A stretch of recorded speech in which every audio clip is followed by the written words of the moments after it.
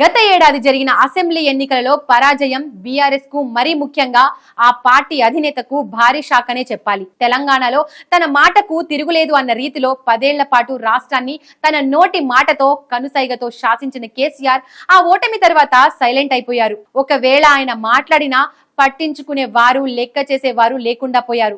Party ఎమ్మెల్యేలను గంటల తరబడి ప్రగతి భవన్, ఇప్పుడు ప్రజాభవన్ గేట్ల ముందు పడిగాపులు కాసేలా చేసిన కేసీఆర్ కు ఇప్పుడు పిలిచిన సొంత పార్టీ ఎమ్మెల్యేలే కాదు, ద్వితీయ శ్రేణి నేతలు కూడా అందుబాటులోకి రాని పరిస్థితి ఎదురైంది. తెలంగాణ ఆవిర్భావం తర్వాత వరుసగా 2 అసెంబ్లీ ఎన్నికలలో విజయం సాధించి ముఖ్యమంత్రిగా అధికార పగ్గాలు అందుకున్న కేసీఆర్ తనను తాను సర్వశక్తి మంతుడిగా ఊహించుకున్నారు. మరీ ముఖ్యంగా రాష్ట్రంలో తెలుగుదేశం, కాంగ్రెస్ పార్టీలను నిర్వీర్యం చేసేయడంతో రాష్ట్రంలో ఇక తనకు తిరిగే లేదన్న భావనకు వచ్చారు. గత ఏడాది జరిగిన అసెంబ్లీ ఎన్నికలలో ఓటమి కేసీఆర్ కు బీఆర్ఎస్ కు దిమ్మ తిరిగేలా చేసింది.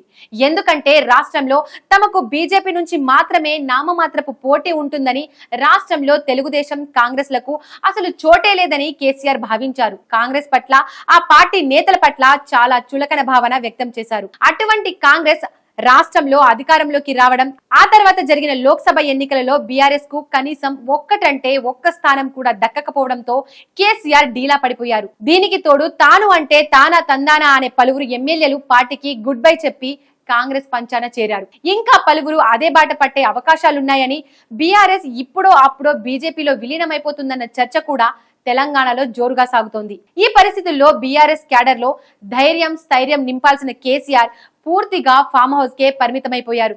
కేవలం ఒక్క రోజు మినహాయిస్తే ఆయన అసెంబ్లీకి కూడా గైర్హాజరయ్యారు. పార్టీ పరాజయం తర్వాత ఈ 9 నెలల కాలంలో ఓ 3-4 సార్లు మినహా ఆయన బహిరంగంగా కనిపించింది లేదు. ఇక్కడే పరిశీలనలోనూ, పార్టీ నేతలు శ్రేణులలోనూ కేసీఆర్ది అహంకారమా, కుంగుబాట అన్న అనుమానాలు వ్యక్తమవుతున్నాయి. కేసీఆర్ సహజంగా దూకుడుగా వ్యవహరించే రాజకీయవేత్త. కానీ అసెంబ్లీ ఎన్నికలలో పార్టీ ఓటమి పాలై తాను ప్రతిపక్ష నేత పాత్రకు పరిమితమైన తర్వాత ఆయన చాలా వరకు ఫామ్ హౌస్ కే పరిమితమైపోయారు.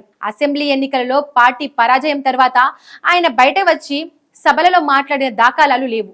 కేవలం పార్లమెంటు ఎన్నికల ప్రచారం సందర్భంగా మాత్రమే ఆయన ప్రజా సమూహంలోకి వచ్చి గళం వినిపించారు. పార్లమెంటు ఎన్నికలలో బీఆర్ఎస్ 0 పర్ఫార్మెన్స్ తర్వాత ఆయన మరీ నల్లపూసైపోయారు. తెలంగాణ పితగా తాను రాష్ట్రాన్ని శాశ్వతంగా పాలిస్తానని భావించేవారు. విపక్ష నేతలెవరు తన కాలి గోటికి కూడా సరితూగరని భావించేవారు. మరీ ముఖ్యంగా రేవంత్ రెడ్డిని ఆయన చాలా చులకనగా చూసేవారు.